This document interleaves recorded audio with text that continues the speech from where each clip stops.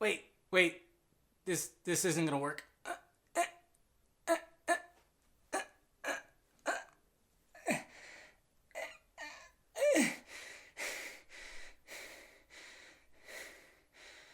Well, this sucks.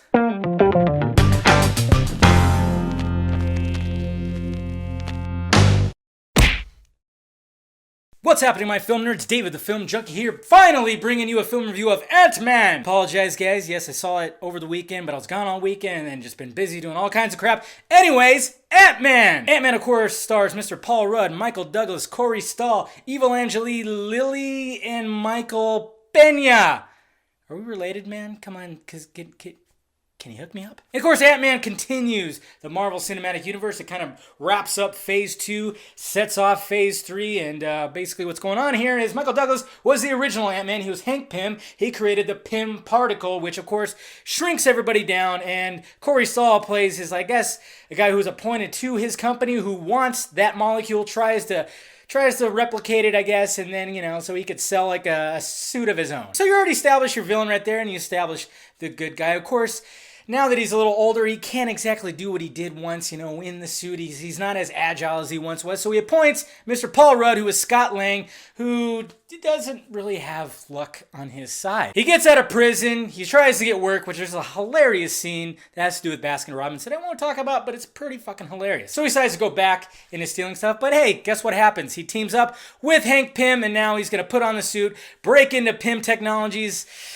and pretty much we got ourselves a superhero heist movie. What did I think of Ant-Man? I had a lot of fun with this movie. This movie is entertaining as shit. Pretty much the whole movie. You're just entertained. It's funny. You love the characters. You love the CG. I mean, the shrinking element. I mean, it's like Honey, I Shrunk the Kids times 100. A lot of people went into this movie going like, really, Ant-Man? And a lot of people didn't go see the movie because, really, Ant-Man? I saw it with my dad, and he was like, that totally exceeded my expectations because I was not expecting anything because it's Ant-Man. It's an outlandish character. I mean, even though watching it, and I knew this was going to happen, I even said this too when I did my first review of the trailer. Edgar Wright was originally supposed to direct this movie. He helped write the first draft of this movie, and he's been trying to develop it since like 2006. I mean, this is before Iron Man even came out. Then, of course, they wanted it to fit into the Marvel Cinematic Universe.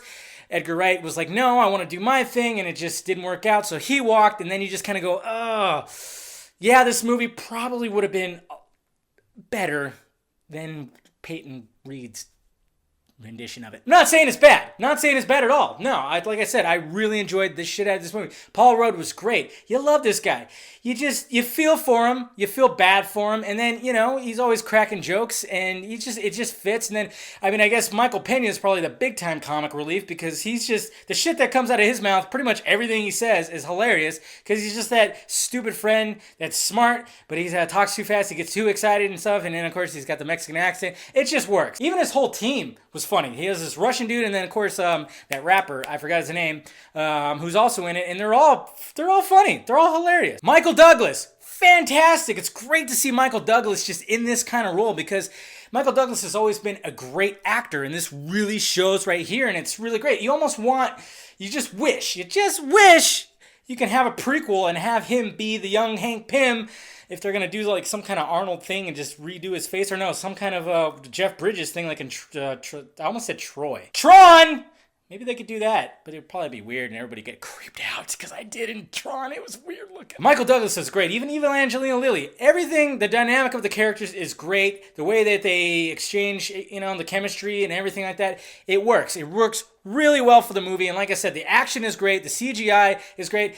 The only person who is a little weak and a little kind of like, Corey Stoll, the villain. It's just hard. It's hard for Marvel to have strong villains. That's their weakest point, I think. When it comes to their movies, it's always the villain. Not Tom Hiddleston, of course. Not Tom Hiddleston. They knocked it out of the park with Tom Hiddleston, but it just seems like every other villain they have, it's just kind of weak, and it's just, even Sam Jackson said it himself. I mean, he was cracking fun at DC, saying like, they have great villains, that's all they got. Well, that's what Marvel is lacking.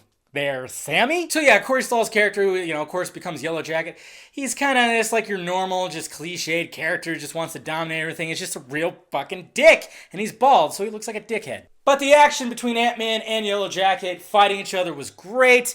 I will say, too, another gripe I had, when the movie started off, it was cool. It was a nice little starting point, and then it just kind of dragged for a little bit, for like 20 minutes or so. Just before everything got really rolling, it just kind of dragged. There was a funny part, it has to do with Baskin Robbins and everything. That was cool, but it just kind of dragged a little bit. But other than that, I have no gripes for this movie. It was entertaining. It was a lot of fun. I suggest going see it. I kind of wish I saw it in 3D. I didn't, because it looked like the 3G would have been awesome. And they take it to another level, too, which the Marvel Cinematic Universe is going to leap into in Doctor Strange, which is great. So does Ant-Man belong on the favorite movies of 2015? Yeah, get your fucking ass up there.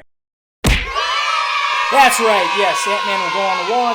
I just really had a lot of fun with it. It was a fun Marvel movie. I don't know where I'd rank it, but, it was just a lot of fun, and I highly suggest seeing it. I'm sure a lot of you already did see it because I'm doing this review late, so let me know if you saw it down below in the balls there, and also hit that like, thumbs up button if you'd be so kind. Subscribe to my channel if you haven't already. Subscribe to my other channel, too.